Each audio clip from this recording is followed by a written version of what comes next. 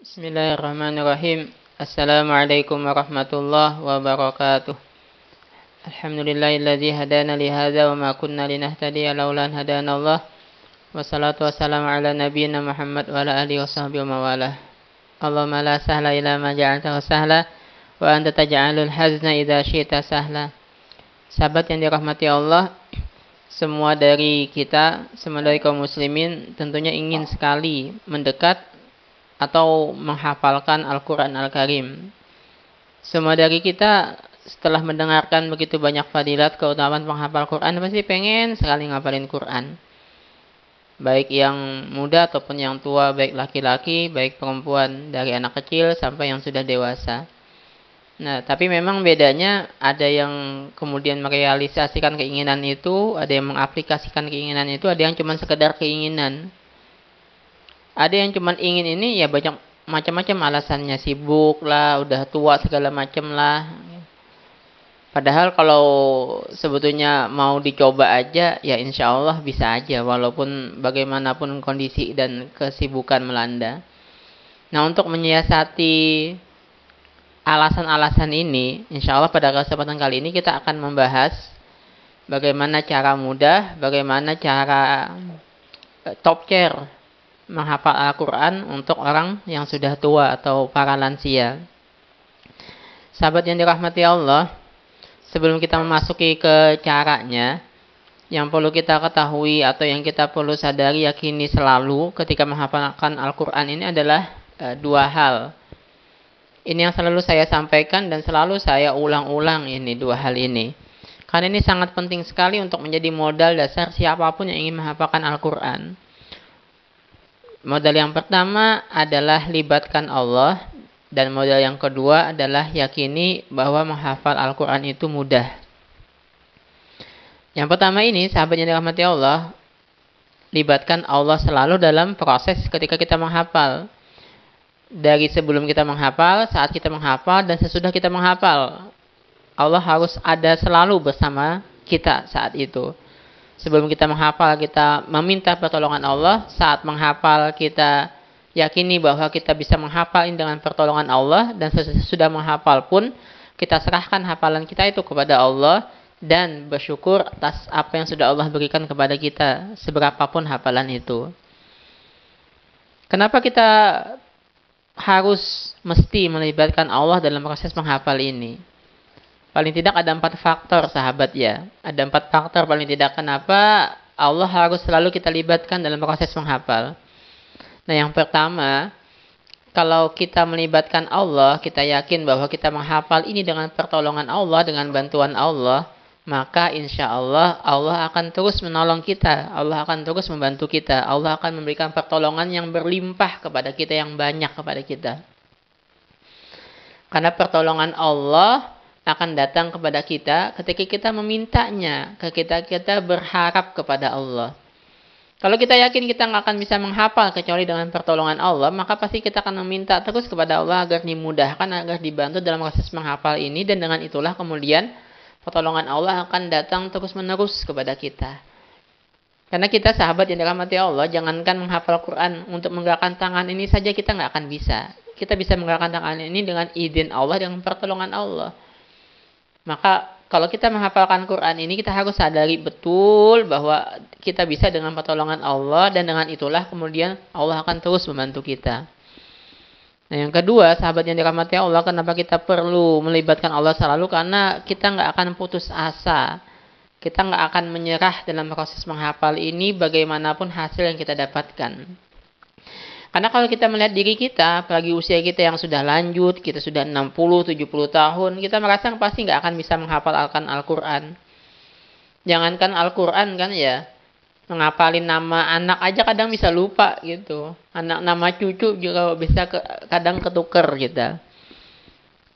Nah, ini gimana kita bisa menghafalkan Al-Quran? Maka jangan dilihat diri kita kemudian, tapi lihatlah Allah. Yakini bahwa jangankan cuma sekadar memasukkan Al-Quran ke dalam kepala, pikiran, ke dalam hati kita. Allah menciptakan alam semesta ini saja sanggup. Allah mengatur alam semesta ini saja sanggup. Allah ngasih rizki kepada setiap orang, setiap makhluk saja sanggup. Apalagi cuma sekadar memasukkan Al-Quran ke dalam pikiran dan hati kita. Itu sangat mudah buat Allah. Maka kalau kita melibatkan Allah, kita nggak akan menyerah, pantang menyerah kita. Kita akan terus maju menghafalkan Al-Quran karena kita yakin selalu bahwa Allah akan membantu kita, bahwa Allah akan menolong kita, bahwa kita bisa menghafal ini dengan pertolongan Allah. Kalau kita ngeliat diri kita nggak akan sanggup. Karena sebegitu banyak uzur, sebegitu banyak kelemahan yang ada dalam diri kita. Nah yang ketiga, sahabat yang dirahmati Allah, kalau kita ngapalin Quran, kita melibatkan Allah, maka kita nggak akan sombong. Bagaimanapun hasil bagusnya yang kita dapatkan, bagusnya hasil yang kita dapatkan, kita nggak akan sombong. Kita ngeliat teman kita nih, ngapal cuma dapat 2-3 baris, kita ternyata bisa dalam waktu yang sama, kita dapat 1 halaman. Maka kalau kita yakin kita bisa menghafal dengan pertolongan Allah, maka kita akan sombong. Karena kita bisa menghafal 1 halaman tadi itu tetap dengan pertolongan Allah. Kita nggak akan menghina teman kita nggak akan merendahkan teman kita, atau kita nggak akan mengangkat diri kita, merasa diri kita lebih baik daripada dia, merasa diri kita lebih suci, lebih bersih daripada dia, karena kita bisa menghafal lebih banyak nggak akan seperti itu. Karena semua dari kita yang menghafal ini, baik kita sendiri ataupun teman kita, itu juga semua dengan pertolongan Allah. Seberapa Allah mau menolong, itu terserah Allah. Masya Allah kan. Wa ma lam yasha lam yakun. Apa yang Allah kehendaki terjadi, dan apa yang tidak Allah kehendaki tidak akan terjadi. Nah yang keempat, sahabat yang dirahmati Allah, kalau kita melibatkan Allah, hati kita pasti akan tenang. Alladzina amanu wa tatma'innu qulubuhum li dzikrillah. Ar-Ra'd ayat yang ke-28. Surat yang ke-13 ayat yang ke-28. Orang-orang yang beriman, mereka menenteramkan hatinya dengan zikir, dengan mengingat Allah. Ala bidzikrillah tatmainnul qulub. Ketahuilah dengan mengingat Allah lah hati kita akan tenang. Maka kalau kita libatkan Allah terus, kita akan menghafal dengan santuy, dengan tenang tadi. Nggak akan pusing kita. Nggak akan stres kita dalam proses menghafal ini. Karena kita selalu ingat Allah, kita selalu yakin dengan pertolongan Allah, kita selalu menghadirkan Allah dalam setiap proses kita menghafal. Dari sebelum, saat, dan sesudah selesai menghafal. Sebelum kita minta agar Allah menolong, saat menghafal kita yakin kita bisa menghafal dengan pertolongan Allah, dan sesudah selesai menghafal, kita serahkan hafalan tadi kepada Allah, dan kita bersyukur atas apa yang sudah Allah berikan kepada kita. Maka model yang pertama ini harus selalu ada di dalam hati setiap dari kita, terutama orang-orang tua yang sedang menghafalkan Al-Quran. Nah, model yang kedua yang juga harus diyakini, bahwa menghafal Al-Quran itu sangat mudah. Sangat mudah. Ini jangan goyah, sahabat. Jangan goyah, Bapak Ibu yang dirahmati Allah. Bagaimanapun tantangan yang kita hadapi, jangan sampai goyah keyakinan bahwa menghafal Al-Quran itu mudah.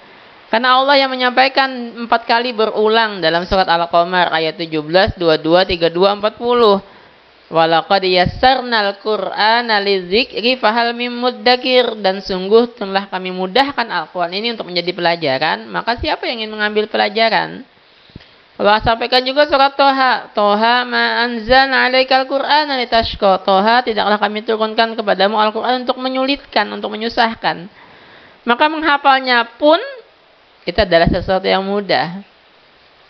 Maka ini jangan goyang, jangan goyah, dan harus benar-benar yakin kita.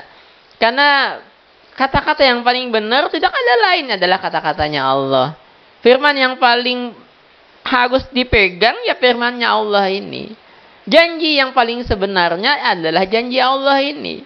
Kalau kita merasakan kemudian kesulitan ketika menghafalkan Al-Quran, maka teruslah menghafalkan Al-Quran.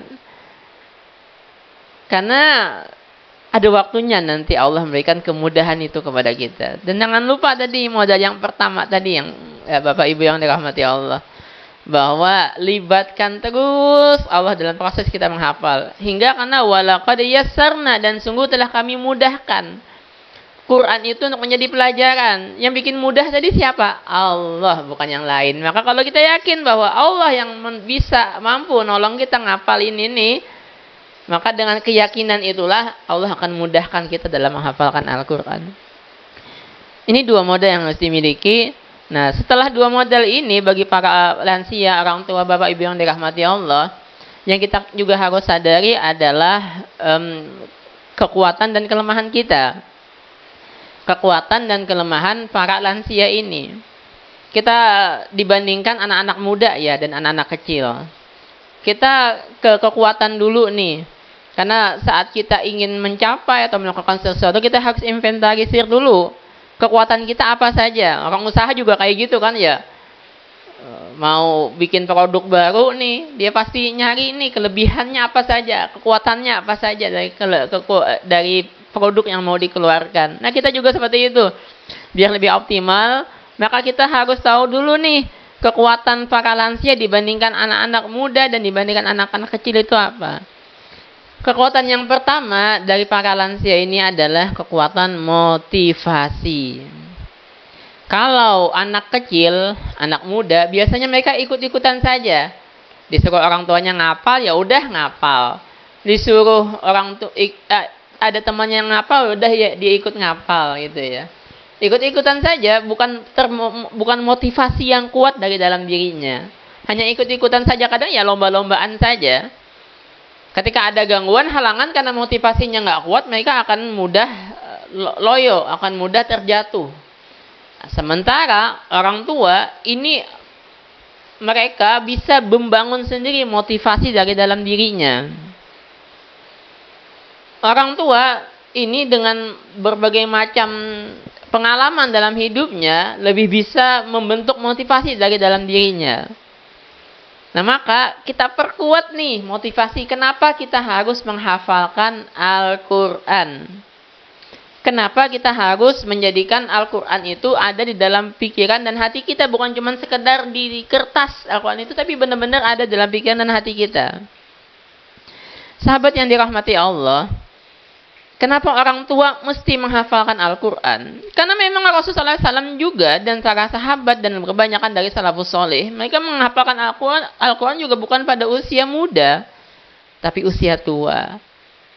Karena ini adalah usia yang sangat matang sekali untuk lebih mendekat kepada Allah. Untuk lebih mudah lagi memahami kalamullah. Kenapa kita mesti menghafalkan Al-Quran? Biar Al-Quran itu selalu menemani kehidupan kita. Jadi kehidupan kita nggak terlepas dari Al-Quran. Biar kita lebih mudah memahami Al-Quran. Kenapa kita mesti menghafalkan Al-Quran? Al-Quran itu mendorong kita lebih mendekat kepadanya hingga kita lebih mudah mengamalkan isi-isi Al-Quran itu. Kenapa kita harus menghafalkan Al-Quran? Apalagi bagi yang sudah udur tua, yang istilah mungkin sekarang ini bau tanah, udah dekat ke kuburan, maka insya Allah Al-Quran akan bisa menjadi syafaat buat orang itu, baik dari dalam kuburnya sampai ke hari kiamat kelak. Maka doronglah diri kita, perkuatlah motivasi kita. Kenapa kita harus menghafalkan Al-Quran? Jangan sampai kita kayak gini, sahabat, bapak ibu yang dirahmati Allah. Kita ingin dipakaikan mahkota kemuliaan pada hari kiamat dari anak kita, karena anak kita, cucu kita hafal Quran. Tapi kita sendiri nggak ada keinginan memberikan mahkota kemuliaan itu untuk orang tua kita. Jangan kita mendengar motivasi menghafalkan Al-Quran, mendapatkan mahkota kemuliaan karena mendidik anak yang hafal Quran. Kemudian kita pikirkan gimana anak kita hafal Quran. Tapi kita nggak memikirkan bagaimana agar orang tua kita yang sangat kita sayangi, yang sudah mendahului kita mungkin, agar mendapatkan mahkota kemuliaan itu, agar beliau bangga mempunyai anak seperti kita. Maka perkuat motivasi ini, sahabat yang dirahmati Allah. Perkuat alasan kenapa harus menghafalkan Al-Quran. Nah, ini kelebihan atau kekuatan yang pertama yang dimiliki orang tua. Dan ini yang sebetulnya benar-benar bisa dioptimalkan, dimaksimalkan kekuatan ini. Sementara kelemahannya memang orang tua ya agak lemah daya ingatnya kan ya, agak lemah daya ingatnya dibandingkan anak-anak muda. Kalau mereka tadi kuat kalau anak-anak muda tadi lemah di motivasi, tapi lebih kuat di daya ingat. Nah, orang tua memang agak lemah di daya ingat. Maka apa yang harus dilakukan dalam kondisi seperti ini? Berbanyak saja dulu membaca Al-Quran. Sebelum menghafalkan ayat Al-Quran, maka perbanyaklah baca ayat itu dulu. Mungkin 10 kali baca aja, nggak usah dihafalkan, baca aja. Pengen misalnya ngapalin wadduha, baca aja wadduha, wadduha, wadduha, wadduha, wadduha, wadduha, wadduha, wadduha, wadduha, wadduha, wadduha, insyaallah hafal. Pengen ngapalin misalnya tadi sesudahnya walaili idza saja, kalau nggak membaca paling nggak yang mendengarkan dulu aja 10 kali walaili idza saja, walaili idza saja, dengarkan nih apakah yang merapalkan, ada yang sudah bisa diulang berkali-kali kayak gitu, dengarkan aja. Maka ini akan sangat membantu sekali untuk memperkuat daya ingat. Nah ini dulu sahabat yang dirahmati Allah, tips pertama membantu kekuatan dan menutupi kelemahan. Nanti insya Allah kita sambung pada pertemuan berikutnya bagaimana cara menghafalkan buat lansia, cara menghafal yang top chair ini, insya Allah. Subhanakallahumma bihamdik, asyhadu an la ilaha illa anta, astaghfiruka wa atubu ilaik. Wabillahi taufik wal hidayah. Assalamualaikum warahmatullahi wabarakatuh.